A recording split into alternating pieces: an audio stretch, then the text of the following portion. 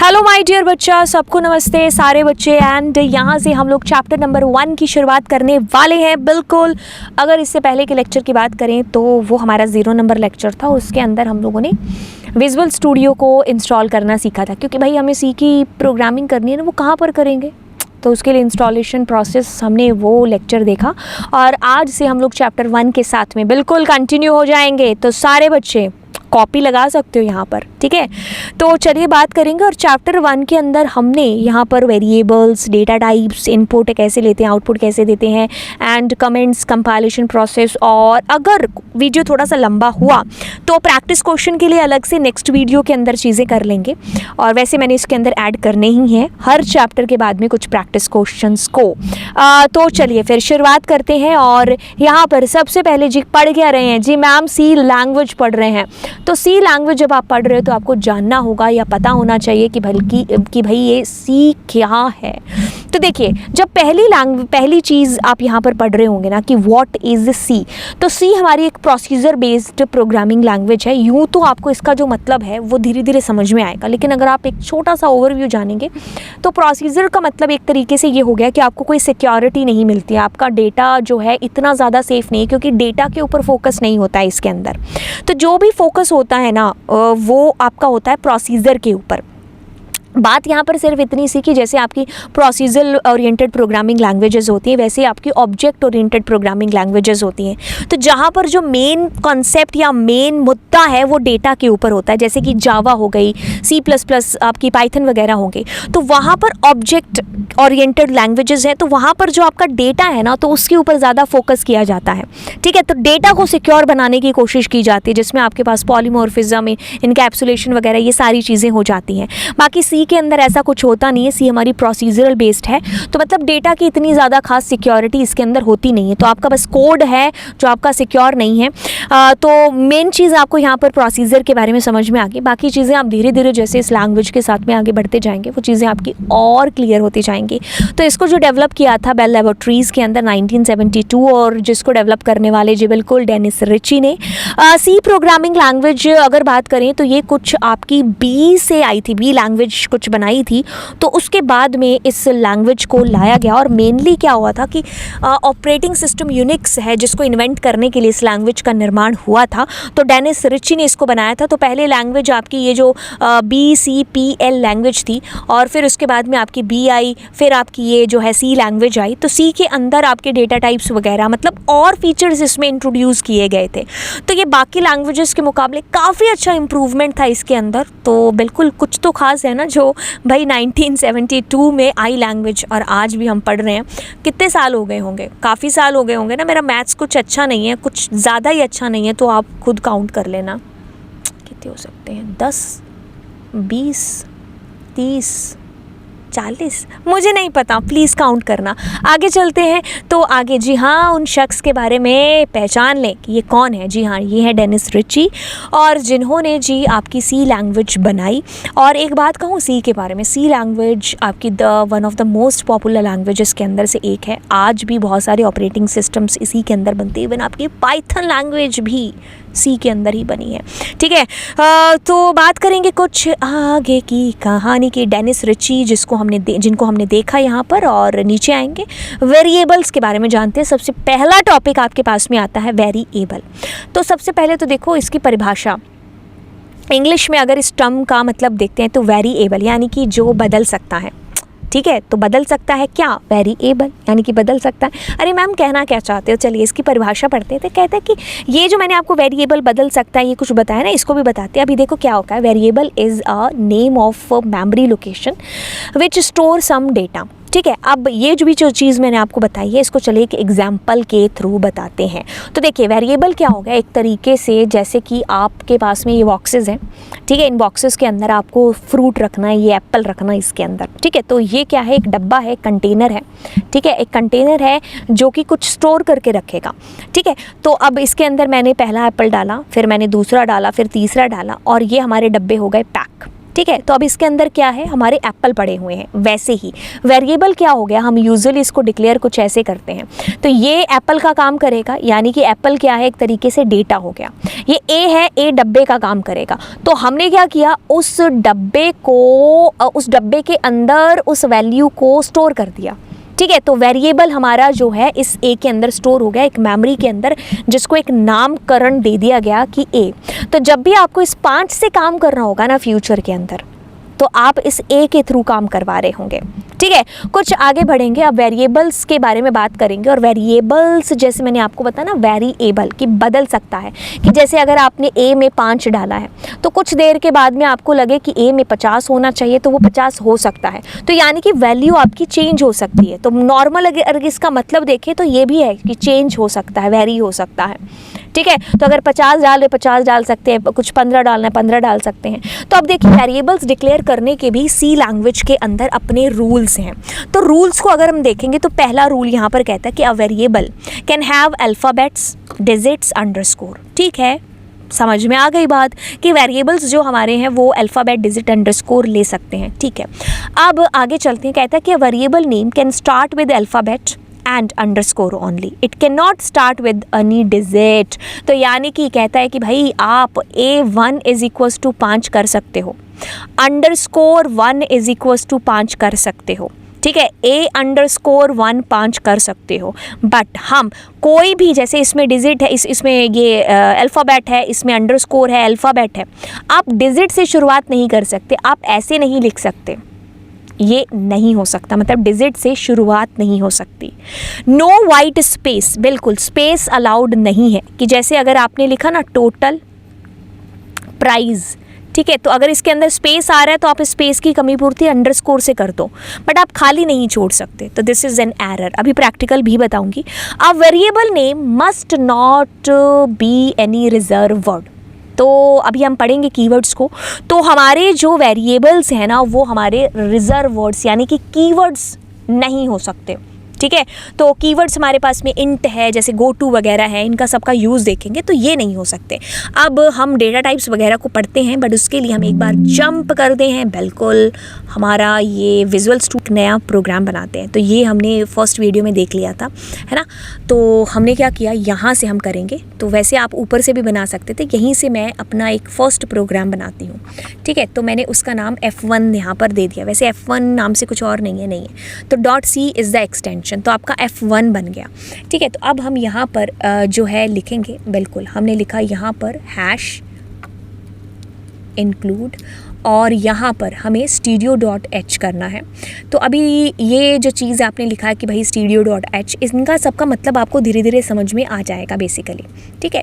तो अब आप studio.h करते हो और फिर मैं करती हूँ void main। आप हो सकता है इंटीजर देखो void की जगह पर। ठीक है। ठीक है। तो यहाँ पर आते हैं। अब स्टार्ट करने से पहले एक चीज़ बता देंगे, वो चीज़ ये बताएंगे कि भाई पाइथन लैंग्वेज की आदत कुछ ज़्यादा ही लग चुकी है। ठीक है। तो यहाँ पर पाइथन वाली गलतियाँ भरपूर होने वाली हैं, क्योंकि इसको काफ़ी टाइम के बाद में कर रहे हैं। अभी इतना टाइम कह लो कि भाई पाइथन पूरे तरीके से, मतलब पाइथन इज़ लाइक सुबह भी पाइथन, दोपहर को भी पाइथन, रात को भी पाइथन, मतलब बीच में जो भी टाइम मिल रहा है पाइथन पाइथन पाइथन। तो इतनी पाइथन होने के बाद में बिल्कुल पाइथन ही होगा ना। ठीक है। तो सी में जो है बिल्कुल कभी कभी ऐसा लिख देंगे कुछ वेरिएबल डिक्लेरेशन, सेमीकोलन में अवश्य प्रॉब्लम होने वाली है, अवश्य। तो देखिए पहले डेटा टाइप करेंगे, पाइथन में ये चीज़ होती नहीं है। और जैसे आपने लिखा p इज़ इक्वल्स टू 90, तो मैंने यहाँ पर सेमीकोलन लगा दिया। ठीक है। तो अब मैं क्या करूँगी, प्रिंट f करूँगी। ठीक है। सो देखिए इसमें क्या होता है, इसमें हमारी सी लैंग्वेज के अंदर अगर आपको कोई इंटीजर कराना तो आप %d करेंगे। मैं बता दूंगी फ्लोट या फिर कैरेक्टर वगैरह के लिए क्या करेंगे। तो यहाँ पर मैंने p को प्रिंट करा दिया बेसिकली। ठीक है। तो अब हम क्या करेंगे, इसको एक बार के लिए रन कर देंगे, बट रन करने से पहले एक बार मैंने सेमीकोलन लगा दिया। ठीक है। तो हम इसको एक बार रन करके देख लेते हैं। ठीक है। तो आप टर्मिनल विंडो ओपन करेंगे।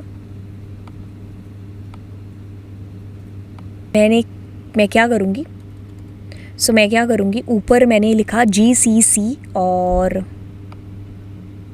अब मैंने क्या किया GCC, और ये हमारा C का कंपाइलर है, और F1.c। तो जैसे ही मैं इसको एंटर करूँगी तो अब यहाँ पर मेरे को, यहाँ पर देखोगे इसकी exe फाइल बन जाएगी A डॉट। तो अब आप क्या करेंगे, अब देखिए आपके पास में 90 आ रहा है, ठीक है। तो कहने का मतलब यहाँ पर क्या है कि आपने अपना वेरिएबल जो है ये डिक्लेयर कर लिया और इसमें आपने 90 ट्रांसफ़र कर दिया, ये एक इंटीज़र है, ठीक है। तो अब आप यहाँ पर जैसे कि इंटीज़र और आपने यहाँ पर लिखा P1 इज़ इक्वल्स टू 99, तो ये भी बिल्कुल सही है। अगर आप यहाँ पर 91 और उसके साथ में जैसे आपने 1P कर दिया, ठीक है, तो ये आपका गलत है, ठीक है। तो अभी देखो ये आपको एरर दिखाने लग गया कि भाई ऐसा नहीं हो सकता, चाहे आप सेमीकोलन लगा दो, ठीक है। तो अगर P अकेला है तो उसको फिर कोई दिक्कत नहीं है यहाँ पर, ठीक है। और आपके पास में स्पेस नहीं आ सकता है, जैसे मैंने आपको कहा कि टोटल और रेट ऐसा कुछ लिखा, तो अभी देखो आपको स्पेस आ रहा है तो स्पेस में दिक्कत हो गई। तो अगर आप स्पेस फिलअप करना चाहते हो तो आप यहाँ पर सिर्फ अंडरस्कोर का यूज़ कर सकते हैं, उसके अलावा किसी और का यूज़ नहीं कर सकते आप, ठीक है। तो अंडरस्कोर आपका यूज़ हो सकता है, इसमें कोई कीवर्ड का यूज़ नहीं हो सकता। जैसे कि अगर मैं यहाँ पर कोई कीवर्ड लिखूँ, जैसे मैंने वाइल लिख दिया, तो वाइल का यूज़ नहीं हो सकता यहाँ पर, ठीक है। तो ये कीवर्ड है आपका, राइट। तो अगर हम सारे के सारे रूल्स के बारे में पढ़ें तो पहले तो आपको मतलब पता चल गया कि व्हाट इज़ हमारा वेरिएबल, ठीक है। तो रूल आपको पता चले कि वेरिएबल में अल्फ़ाबेट या डिजिट या अंडरस्कोर कोई कुछ भी आ सकता है, लेकिन शुरू सिर्फ इन्हीं से होगा, मतलब शुरू नहीं होगा किससे, डिजिट से। तो वाइट स्पेस नहीं आ सकते, नेम में कोई भी रिजर्व वर्ड्स नहीं दे सकते। तो ये तीनों चारों चीज़ें हमने की। अब हम चलिए डेटा टाइप की तरफ चलते हैं। तो डेटा टाइप के अंदर अभी इसको ब्रेक करते हैं यहाँ पर, फिर दोबारा से स्टार्ट करते हैं, आगे देखते हैं डेटा टाइप्स। देखिए नाम से आपको किसके बारे में चीज़ें समझ में आ रही हैं, डेटा का टाइप क्या है। अब देखिए डेटा क्या है, डेटा जैसे कि किसी की एज डाल दी आपने 28, ठीक है। तो अब इस डेटा का टाइप क्या होगा, ऑफ कोर्स ये एक इंटीजर है। अब आपने किसी के मार्क्स डाल दिए 35.5, है ना, तो बिल्कुल 35.5 दैट मीन्स ये एक फ्लोट टाइप का है, ठीक है। अगर आपने कोई x डाला है, y डाला है, z डाला है, तो ये कैर टाइप का है, ठीक है। तो C के अंदर या फिर किसी भी भाषा, किसी भी लैंग्वेज के अंदर जो आप वर्ड्स का यूज़ कर रहे हो उसका कोई एक टाइप होगा ना, कि ये किस से बिलोंग कर रहा है।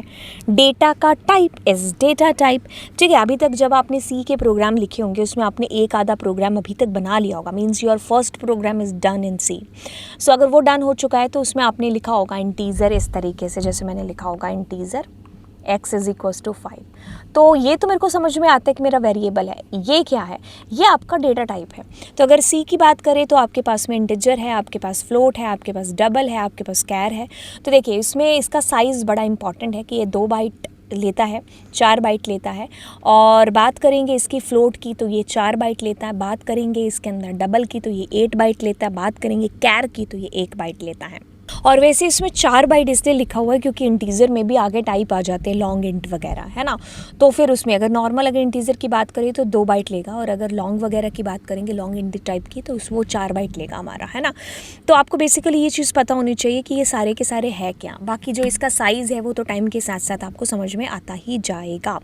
अब अगर हमें ये चीज़ समझ में आ जाती है तो हम कॉन्स्टेंट को देखते हैं, बट कॉन्स्टेंट देखने से पहले एक बार हम प्रैक्टिकली इन सारी चीज़ों को कर लेते हैं। चलिए अब हम इसमें डेटा टाइप्स कर लेते हैं। तो सबसे पहला डेटा टाइप आता है इंटीज़र। इंटीज़र, अब मैं कहती हूँ p इज़ इक्वल्स टू 90, ठीक है। तो अब मैं क्या करती हूँ, इसको प्रिंट करा लेती हूँ। तो उसके लिए ध्यानपूर्वक देखिए, %d का यूज़ होगा और मैंने कहा p, तो लगा लेते हैं। अभी c कर रहे हैं तो प्रिंट f लगाना होगा, ठीक है।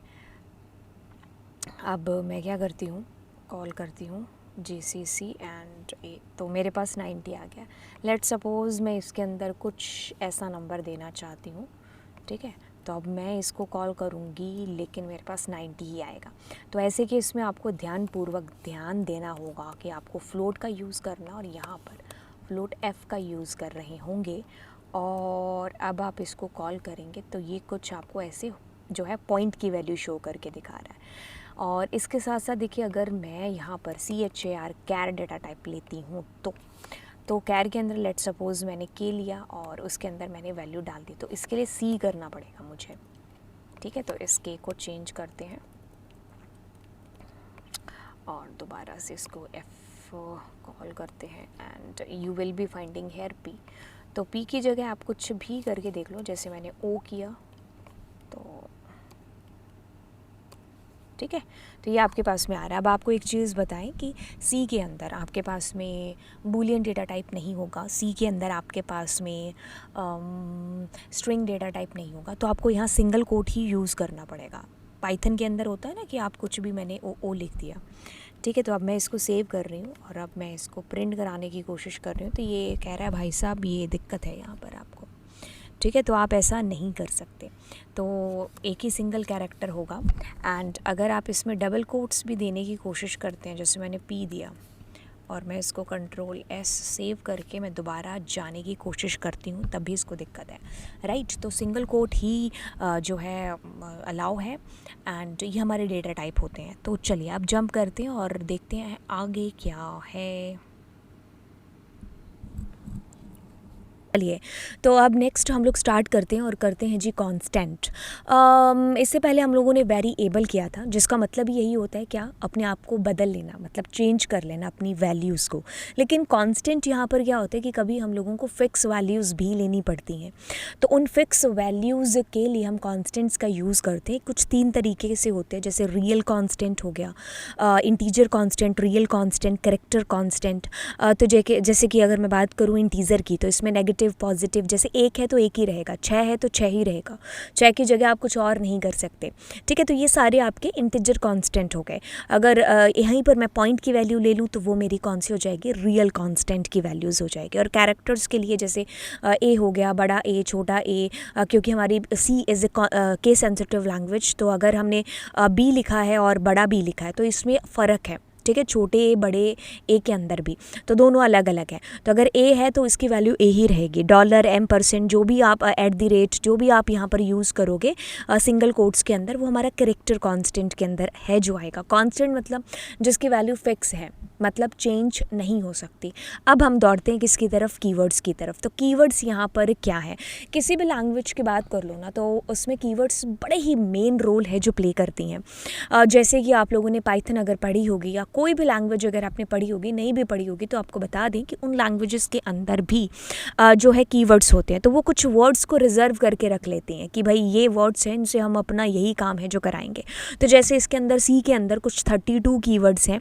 अब ये जो 32 कीवर्ड्स हैं ना, यहाँ पर इनका एक अलग स्पेशल मीनिंग है इनके कंपाइलर के लिए, कि जैसे आप इंट यूज़ कर रहे हो, तो इंट का मतलब कंपाइलर के लिए इज समथिंग कि अच्छा इंट यानी कि डेटा टाइप है, स्विच है, इनम है, ये सारे इनको हम कोई और काम नहीं दे सकते।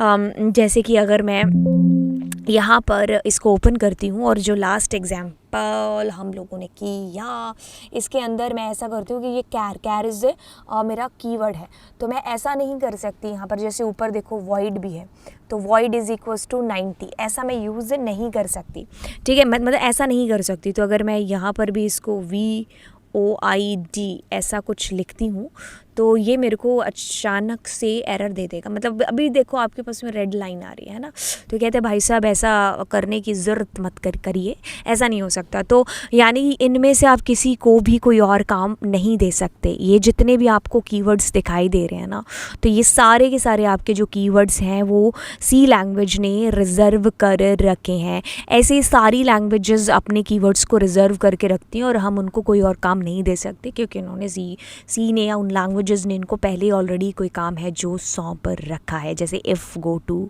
ये सारी चीज़ें है ना। अब हम समझते हैं सी के प्रोग्राम को। आपने पहला प्रोग्राम बना लिया होगा सी के अंदर, अरे जी अरे शाबाश, नहीं बनाया तो क्यों नहीं बनाया। साथ साथ नोट्स ज़रूर मेंटेन करते जाइए, क्योंकि जब आप एक नई चीज़ सीख रहे हैं तो खाली वीडियो देखने से कुछ भी नहीं होगा। जब तक आपने उसको फिक्स करने के लिए अपने दिमाग के अंदर आपने अगर उसका प्रोग्राम बना करके नहीं देखा और उसको कॉपी के ऊपर नहीं उतारा, तो यानी कि आप आधी जंग लड़ रहे हैं।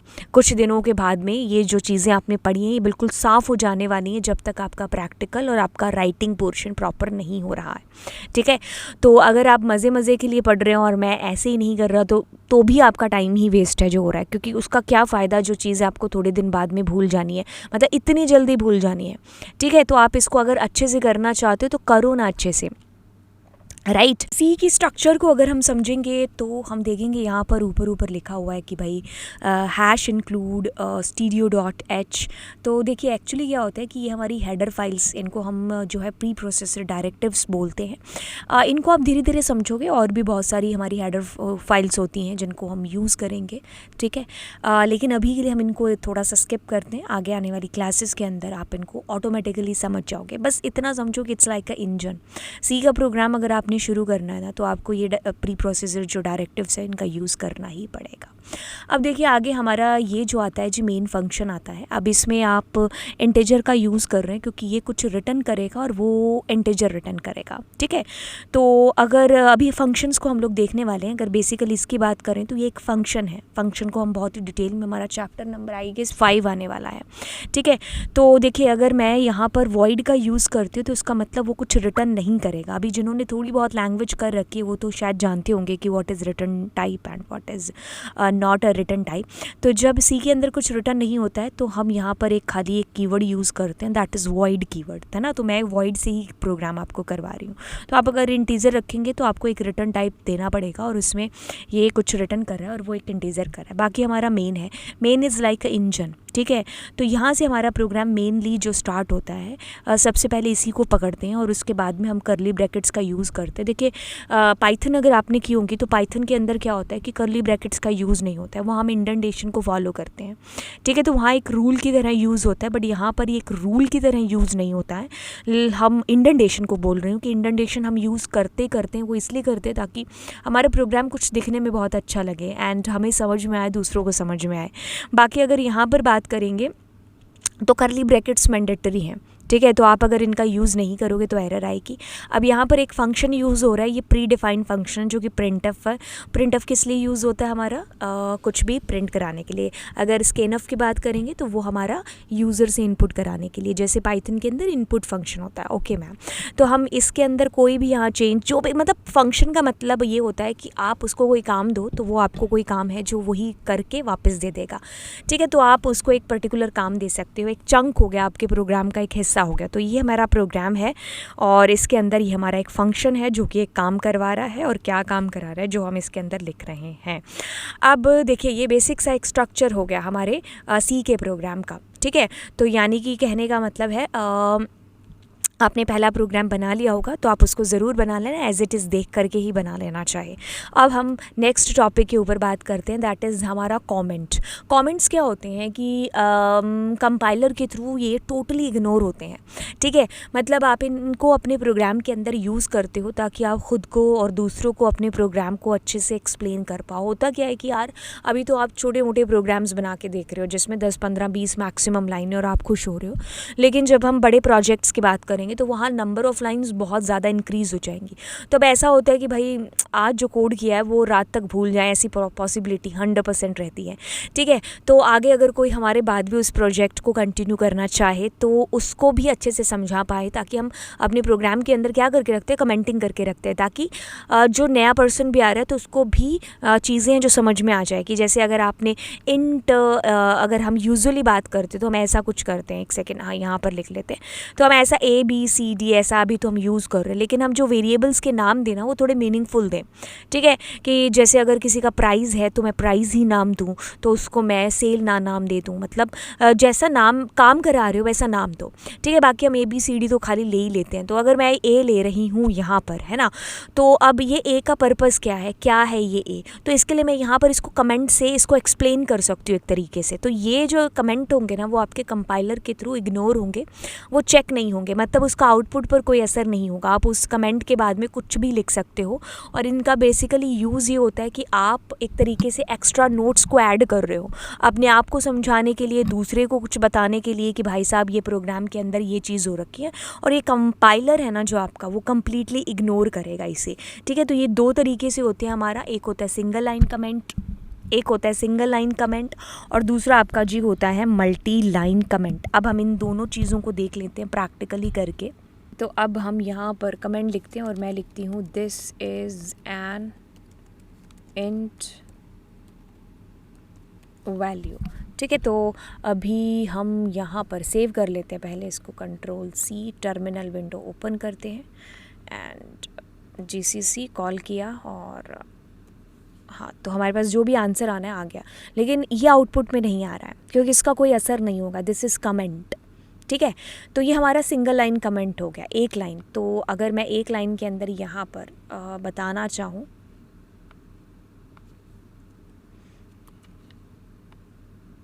This is my first C program, so मैंने इसको कर दिया एंड अब अगर हम करेंगे तो देखिए इसका आउटपुट पर कोई असर नहीं हो रहा है, ठीक है। और अगर हम यहाँ पर जाएं वापस से और वापस से देखें कि मल्टी लाइन कमेंट, तो मल्टी लाइन कमेंट के लिए देखो हम यहाँ पर स्लैश स्टार और स्टार स्लैश का यूज़ कर रहे हैं, है ना। तो हम बेसिकली कुछ ऐसा करेंगे, जावा में भी यही यूज़ होते हैं हमारे, और ठीक है।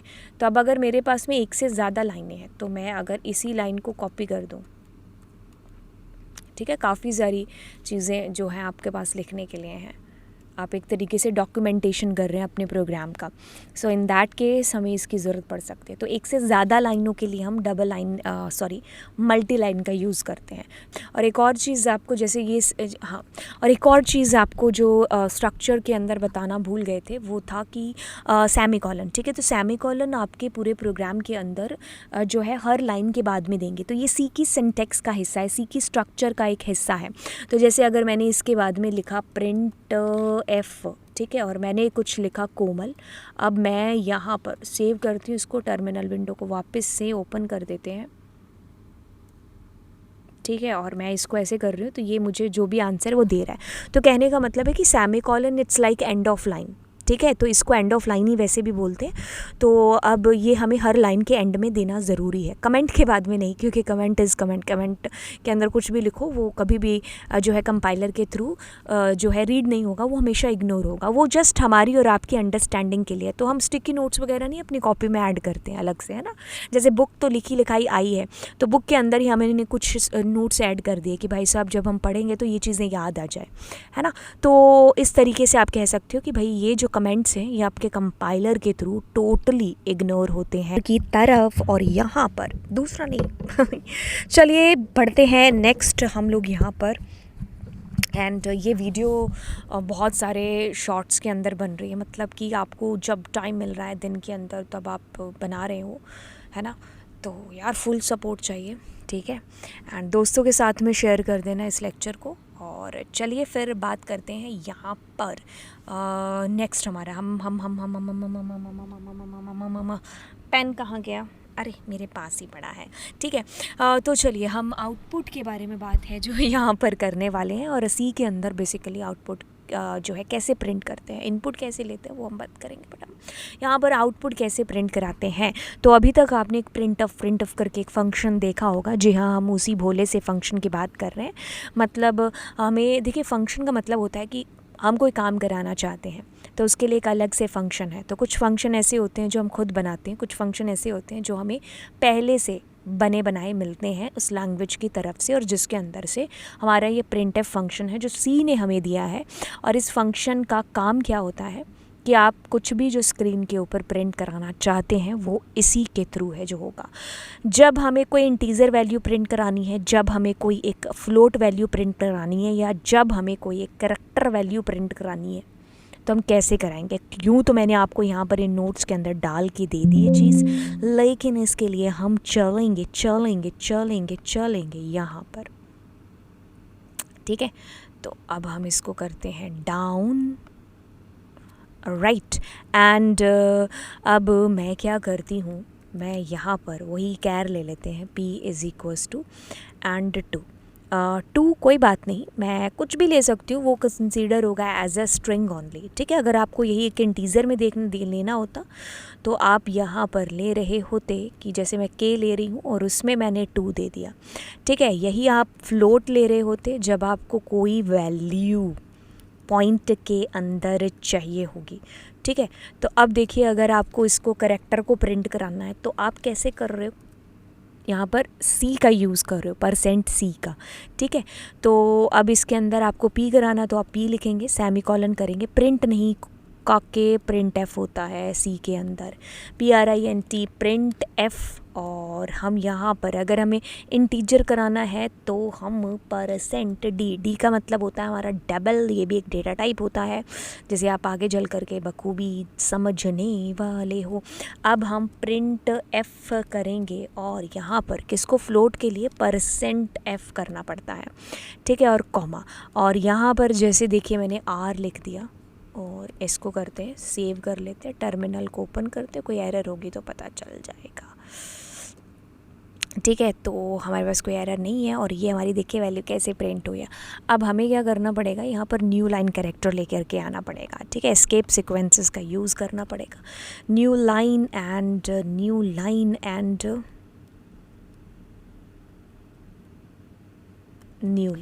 सेव करेंगे और टर्मिनल को वापस से ओपन कर लेते हैं एंड ठीक है। तो अब आपके पास में the output is coming I से। तो देखिए ये न्यू लाइन का मतलब क्या हुआ कि यहाँ से हमारा न्यू लाइन स्टार्ट हो गया है, इसको बोलते हैं न्यू लाइन कैरेक्टर, ठीक है। तो नई लाइन हमारी यहाँ से बेसिकली शुरू हो चुकी है, तो इसका मतलब ये होता है अरे अरे अरे अरे अरे ये बाय डिफ़ॉल्ट, हाँ ठीक है। और दूसरी चीज़ क्या होता है कि जैसे अगर आपको कोई एक प्रिंट, जस्ट एक खाली मैसेज प्रिंट कराना है, कि जैसे मैं कुछ भी प्रिंट कराना चाहती हूँ, कुछ भी, जैसे मैंने लिखा माई नेम इज़, ठीक है, और मैं इसके अंदर लास्ट में ये सेमीकोलन लगा के टर्मिनल विंडो ओपन करती हूँ और देखिए अब देखिए जैसा आप लिखोगे ना वैसा का वैसे एज इट इज़ प्रिंट हो जाएगा, ठीक है। बट अगर आपको इसके साथ में जैसे मान लो मुझे पी प्रिंट कराना है तो मैं कॉमा डाल करके पी लिखूँगी, बट भूलूँगी नहीं क्या % और सी लिखना, ठीक है। तो अब मैंने इसको सेव कर डाला एंड अगर नीचे आएंगे और ऐसे करेंगे तो आप देखो इसके साथ हैश आ रहा है, ठीक है। तो यानी कि डबल कोट्स में जो लिखा है वो एज इट इज़ प्रिंट होगा, ठीक है। और अगर हमें साथ साथ कुछ और भी प्रिंट कराना है तो हम कॉमा डाल के लिखेंगे, लेकिन यहाँ पर ये नहीं लिखना भूलेंगे %c। तो अगर मैं यहाँ पर इंटीज़र होता तो d लिखती, और डेसिमल सॉरी डबल है उसका मतलब, और अगर मुझे फ्लोट लिखना होता है, एक रियल नंबर लिखना होता है, तो मैं फ्लोट %f लिखूँगी, ठीक है। तो ये चीज़ आपको ध्यान में रखनी है। अब यहाँ पर आउटपुट वाले किस्से को एक बार थोड़ा सा आपको रिवाइज़ करा दिया जाए, फिर हम इनपुट के ऊपर दौड़ते हैं, ठीक है। तो प्रिंट f का यूज़ करेंगे, जो भी आप दोगे वो आपका एज इट इज़ प्रिंट होगा। न्यू लाइन कैरेक्टर मतलब अगली लाइन में प्रिंट होगा जो भी इसके बाद में आएगा। बाकी अगर हम बात करेंगे यहाँ पर देखिए मैंने सारा कुछ लिख रखा है कि D इज़ फॉर हमारा इंटीजर, F फ्लोट के लिए और C हमारे करैक्टर के लिए। तो जैसे कि हम लोग आउटपुट प्रिंट करा रहे थे तो आउटपुट के टाइम पर हम एक फंक्शन यूज़ कर रहे थे प्यारा सा प्रिंट f। ये एक बना बनाया फंक्शन था हमारे पास में, इसमें जो भी आपने लिखा वो आपका प्रिंट हो गया। अब बात आती है जी इनपुट कराने की, यूज़र से हम इनपुट कराएं कोई वैल्यू। तो अब यहाँ पर जब यूज़र का इंटरफेरेंस आ जाएगा तो हम स्कैनf नाम से एक फ़ंक्शन यूज़ करेंगे।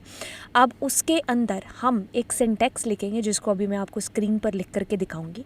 बेसिकली इस फंक्शन की सहायता लेते हैं पाइथन के अंदर, सी लैंग्वेज के अंदर, जब हमें कुछ भी इनपुट कराना है यूज़र से। देखो पाइथन का कितना वो फीवर है जो चढ़ा हुआ है ना। चलिए अब जैसे कि मैंने इंटीज़र ले लिया और मैंने इंटीज़र में ले लिया आपके पास मार्क्स, ठीक है। और अब मैं क्या करती हूँ, यूज़र को एक प्यारा सा मैसेज कर देती हूँ। तो मैं कहती हूँ हे यूज़र एंटर करो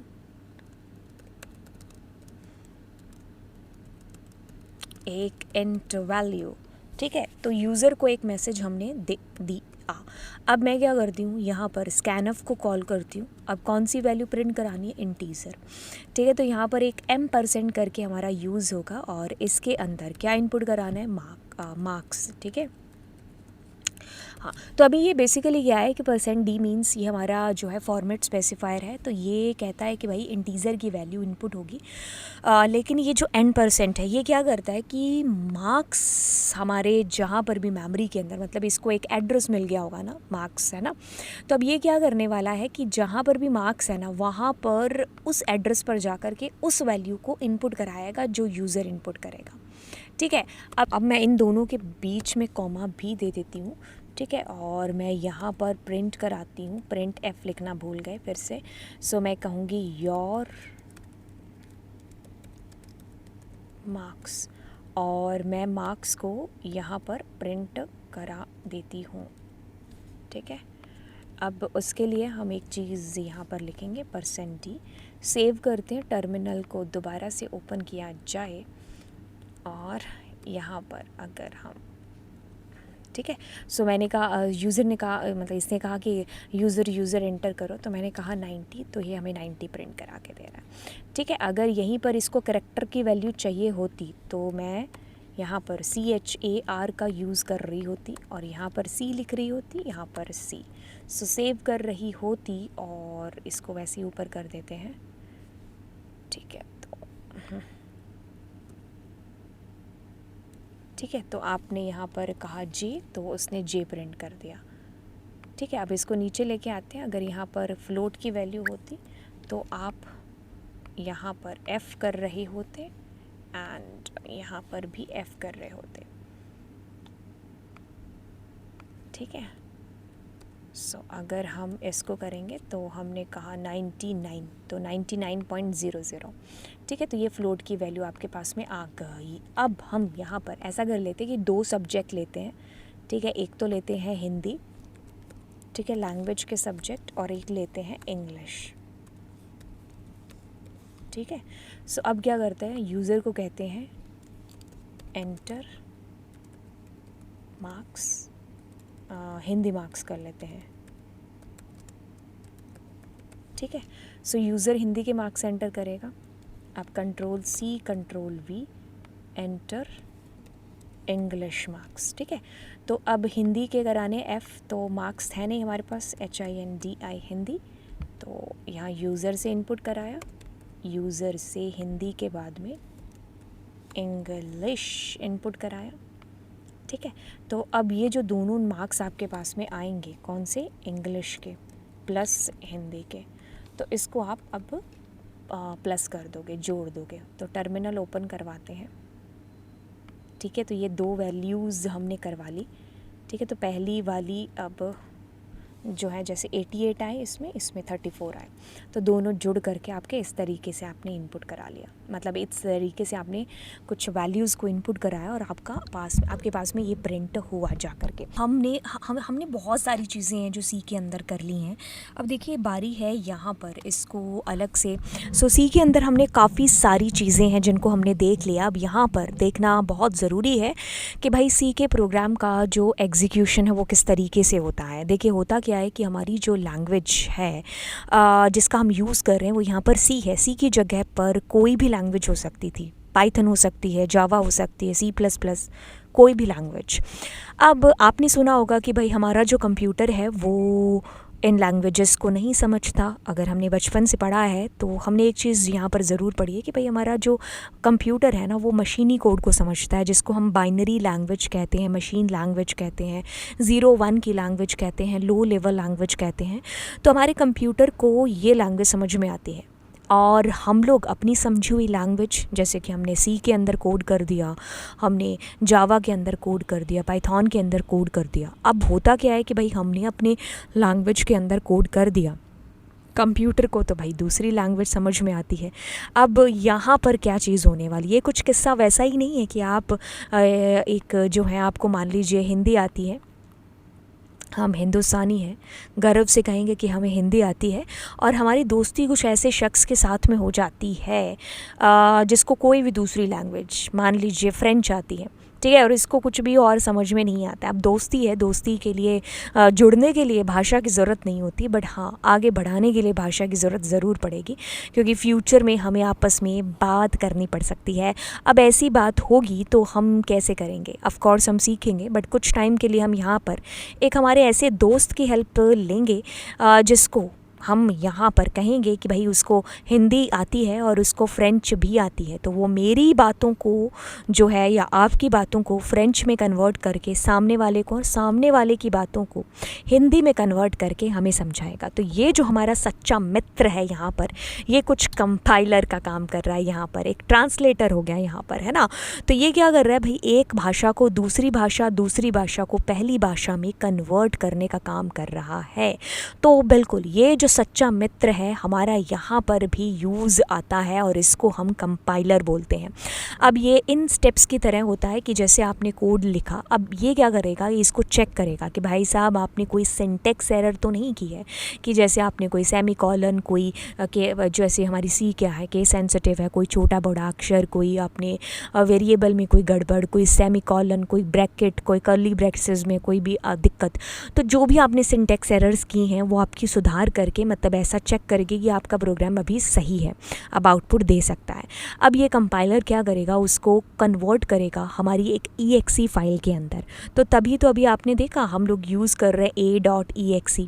तो अगर आपके पास में मैक है या फिर आप लिनक्स जैसे सिस्टम्स को यूज़ कर रहे हैं तो आपके पास में ये .out को यूज़ करेगा। अभी आप .out यूज़ कर रहे हो, मैं EXE यूज़ कर रही हूँ क्योंकि मेरे पास विंडो ऑपरेटिंग सिस्टम है, ठीक है। तो ये कुछ इस तरीके से होता है कि आपका सोर्स कोड आपका कन्वर्ट होगा किसमें, मशीन कोड के अंदर। तो ये पूरा प्रोसेस रहता है, मतलब इसको पूरे को कंपाइलेशन कहते हैं, ठीक है। तो आई होप आपको ये चीज़ें समझ में आ गई होंगी। अब नेक्स्ट क्लास के अंदर मेरे बच्चे हम लोग यहाँ पर कुछ क्वेश्चंस करने वाले हैं। वैसे तो मैं इसी वीडियो के अंदर करा देती, लेकिन ये वीडियो बहुत लंबा बनता जा रहा है, तो इसीलिए आपको नेक्स्ट क्लास के अंदर कुछ क्वेश्चंस हैं जिनको मैं और ऐड करूँगी, तो वो यहाँ पर आपको कराऊंगी। एंड ऑल द बेस्ट, आप लोग सीख रहे हो बहुत अच्छे तरीके से। याद रखना अपने नोट्स एंड खुद का प्रैक्टिकल जो आपको यहाँ पर ज़रूर करना है, तो ये की हो जाएगी इस पूरे कोर्स को ख़त्म करने की, राइट। एंड चैनल सब्सक्राइब हो जाना चाहिए, ठीक है। So thank you so much, bye bye.